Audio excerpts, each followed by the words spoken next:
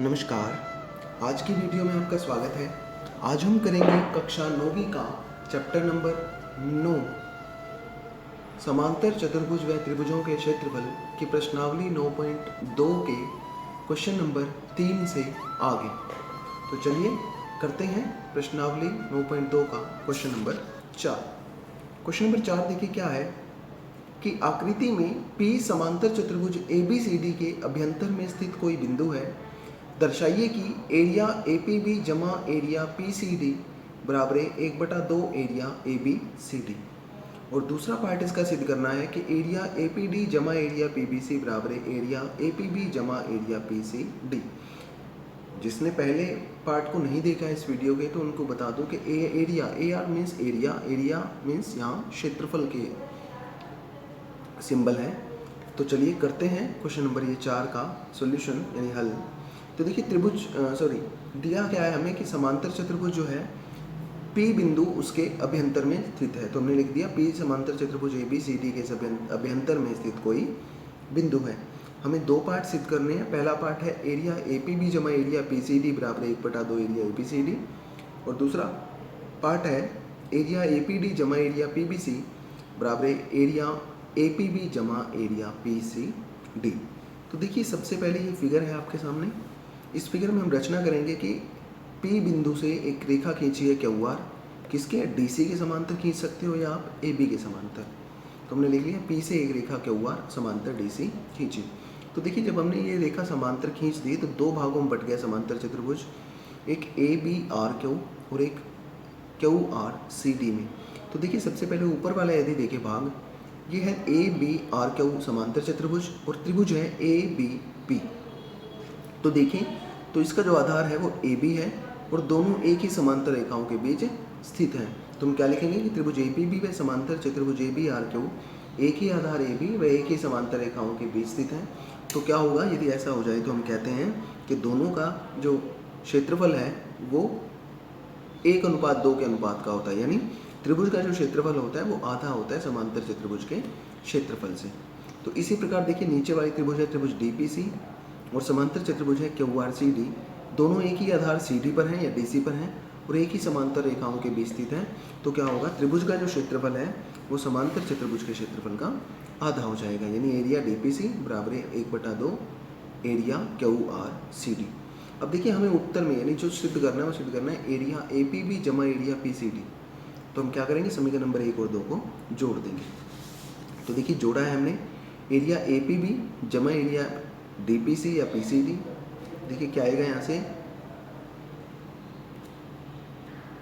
1/2 area ABRQ जमा 1/2 QRCD। तो देखिए यहाँ से क्या आ जाएगा, देखिए ABRQ और QRCD को यदि हम जोड़ दें तो पूरा चतुर्भुज आ जाएगा ABCD। तो हमारे पास आ गया एरिया APB जमा एरिया DPC बराबर 1/2 एरिया ABCD। देखिए इसी प्रकार से यदि हम एक दूसरी भुजा ले लें, यानी जैसे हमने QR ली थी वैसे ही हम यहाँ EF ले लें यदि समांतर AD या BC के, तो हम ये भी सिद्ध कर सकते हैं। यानी दूसरा पार्ट जो है हम ऐसे सिद्ध कर सकते हैं यहाँ से कि एरिया APD जमा एरिया BPC या PBC बराबर 1/2 एरिया ABCD। इसी प्रकार से हम सिद्ध कर सकते हैं। तो आसान काम है, आप लोग कर सकते हो इसको। तब देखिए इसको नाम दे दिया मैंने समीकरण नंबर 2। तो समीकरण नंबर 1 और 2 से यदि देखें दोनों की राइट हैंड साइड बराबर है, यानी इधर भी 1/2 एरिया ABCD है, इधर भी 1/2 एरिया ABCD है। तो क्या होगा, इनकी लेफ्ट हैंड साइड भी बराबर होंगी, यानी एरिया APD जमा एरिया PBC बराबर एरिया APB जमा एरिया DPC।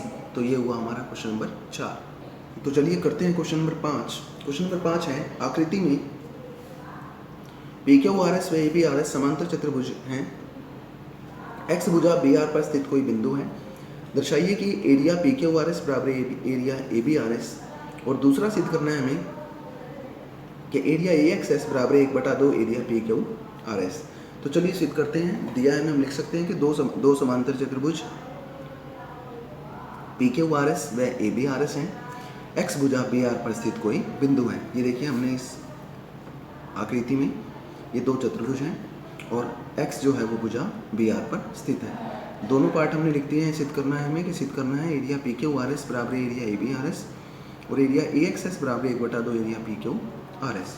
तो प्रमाण करते हैं। चलिए देखो, समांतर चतुर्भुज ए बी आर एस और पी क्यू आर एस दोनों का जो आधार है वो आर एस है और एक ही समांतर रेखाओं के बीच स्थित है। तो हम लिखेंगे क्या कि दोनों का जो क्षेत्रफल है वो बराबर होगा, यानी area P Q R S बराबर area A B R S. इसी प्रकार से यदि देखें कि ए एक्स एस त्रिभुज और समांतर चतुर्भुज ए बी आर एस दोनों का आधार है ए एस और एक ही समांतर रेखाओं के बीच स्थित है, तो क्या होगा, हम कह सकते हैं कि त्रिभुज ए एक्स एस का एरिया जो होगा वो किसके बराबर होगा, आधा है area A B R S के, क्योंकि हमें पता है हमें कि एक त्रिभुज और एक समांतर चतुर्भुज यदि एक ही आधार और एक ही समांतर रेखाओं के बीच स्थित हो तो त्रिभुज का क्षेत्रफल समांतर चतुर्भुज के क्षेत्रफल का आधा होता है। तो चलिए यहाँ से समीकरण नंबर 1 और 2 से क्या हो जाएगा, एरिया ए एक्स एस बराबर area P Q R S. क्यों, क्योंकि हमने ए बी आर एस की जगह पर क्या रखते हैं हम, area P Q R S. तो चलिए करते हैं इस प्रश्नावली का लास्ट क्वेश्चन यानी छठा क्वेश्चन। 6th क्वेश्चन है कि एक किसान के पास समांतर चतुर्भुज पी क्यू आर एस के रूप का एक खेत था। उसने आर एस पर स्थित कोई बिंदु ए लिया और उसे पी व क्यू से मिला दिया। ये देखिए, पी क्यू आर एस खेत था, ए पर एक आर एस पर एक बिंदु ए लिया और ए को पी और ए को क्यू से मिला दिया। तो कहते हैं खेत कितने भागों में विभाजित हो जाएगा, पहला क्वेश्चन है।